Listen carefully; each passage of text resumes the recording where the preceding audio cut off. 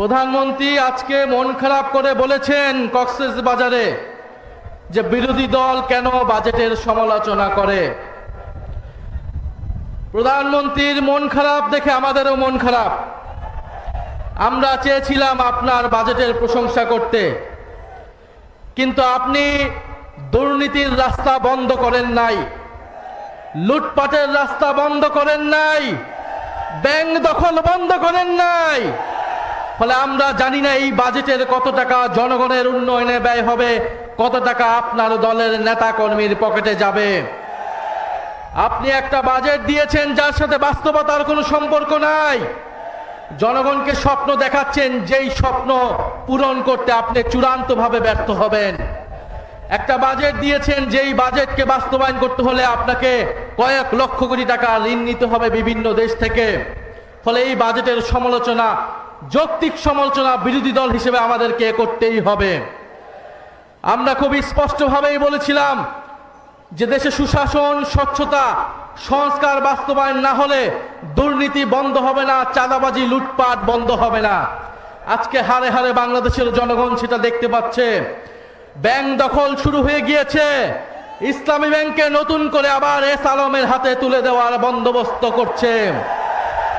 আপনি যতই অস্বীকার করুন না কেন, আমরা জানি এস আলমের গাড়িতে চড়ে কে বাংলাদেশে সংবর্ধনা নিয়েছিল। এস আলমকে কারা প্রোটেকশন দিচ্ছে বাংলাদেশের জনগণ জানে। ইসলামী ব্যাংককে কাদের হাতে তুলে দেওয়া হচ্ছে এটাও বাংলাদেশের জনগণ জানে। বাংলাদেশের জনগণ জানছে, কিন্তু বাংলাদেশের জনগণ এটা মেনে নেবে না। বিদ্যুতের দাম নজিরবিহীনভাবে বৃদ্ধি করা হয়েছে। গ্রামে গঞ্জে কোথাও বিদ্যুৎ পাওয়া যাচ্ছে না, দিনে 8 বার 10 বার করে লোডশেডিং হচ্ছে।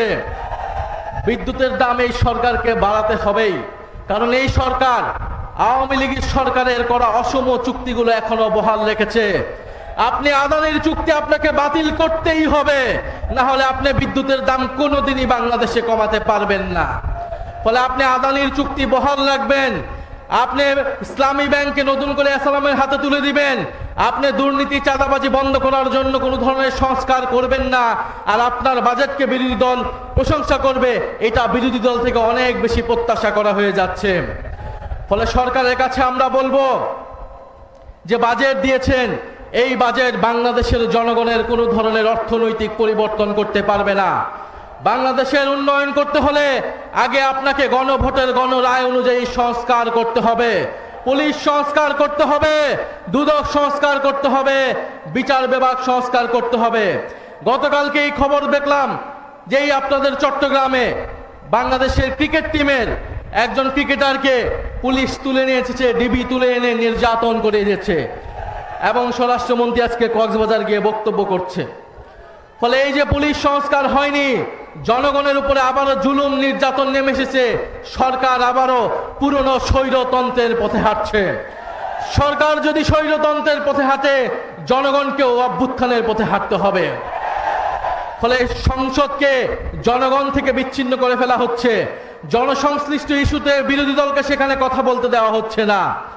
আমরা দেখেছি গত 2-1 দিন আগেই বাংলাদেশে নতুন ভারতীয় হাই কমিশনার এসেছে, এবং আমরা গতকালকে এই মৌলভীবাজারে সীমান্তে আবার একজন বাংলাদেশি হত্যার খবর পেয়েছি। বলে উনি এসে যেই সুসম্পর্ক এবং বন্ধুত্বের কথা বলেছে, আমরা স্পষ্টভাবে জানিয়ে দিতে চাই, সীমান্তে কাঁটাতার এবং বন্দুক দিয়ে, নদীতে বাদ দিয়ে কোনো বন্ধুত্ব হয় না। এবং বাংলাদেশ এবং ভারতের আকাশ এক নয়, বাংলার মাটি আর ভারতের মাটিও এক নয়। সেই ফয়সালা 1947 সালেই হয়ে গিয়েছিল। 1947 সালেই ফয়সালা হয়ে গিয়েছিল বাংলা স্বাধীন সার্বভৌম হবে। 1971 সালেই ফয়সালা হয়ে গিয়েছিল। 2024 সালে পুনরায় আবার ফয়সালা হয়ে গিয়েছিল বাংলাদেশে কোনো আধিপত্যবাদী শক্তি থাকবে না, বাংলাদেশে কারোর সাথে বাংলাদেশ আপোষ করবে না। মর্যাদা এবং ন্যায় নীতির ভিত্তিতেই বাংলাদেশ সকলের সাথে সম্পর্ক তৈরি করবে। প্রিয় চট্টগ্রামবাসী, আপনাদের কাছে এটাই অনুরোধ, এটাই আহ্বান নিয়ে এসেছি যে 11 দলীয় ঐক্য মাঠে আছে, জনগণের সাথে আছে, এবং আমাদেরকে প্রথম থেকেই, শুরু থেকে এই নতুন গজিয়ে ওঠা স্বৈরতন্ত্রকে ঠেকিয়ে দিতে হবে। সরকারকে সর্বস্তরেই জবাবদিহিতার আওতায় আনতে হবে। আমরা দেখেছি কয়েকদিন আগে চট্টগ্রামে কারা জুলাইয়ের গ্রাফিতি মুছে ফেলতে চেয়েছিল, আপনারা সেটা ঠেকিয়ে দিয়েছিলেন। এরকম প্রত্যেকটি জায়গায় জুলাই গণ অভ্যুত্থানের বিপক্ষে যারা যাবে, দুর্নীতি স্বৈরাচারের পক্ষে যারা যাবে, তাদের বিরুদ্ধে আপনাদেরকে দাঁড়াতে হবে। সরকারকে অবশ্যই জবাবদিহিতার আওতায় আনতে হবে, প্রত্যেকটা মন্ত্রীকে জবাবদিহিতার আনতে হবে। সেই দায়িত্ব আমরা সংসদে পালন করব এবং আপনারা যারা মাঠে আছেন, জনগণের নেতৃত্ব দিচ্ছেন, আপনাদেরকেও সেই দায়িত্ব পালন করে যেতে হবে।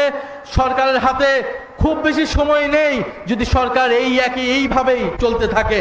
ফলে সরকারের প্রতি আমরা আহ্বান জানাবো, জনগণের পক্ষে আসুন, জুলাই গণ অভ্যুত্থানের পক্ষে আসুন, নতুন বাংলাদেশের পক্ষে আসুন। আমরা সকলে মিলে ঐক্যবদ্ধভাবে এই বাংলাদেশকে আবারও নতুন করে গড়ে তুলবো ইনশাআল্লাহ। সবাই দোয়া রাখবেন। আবারও দেখা হবে।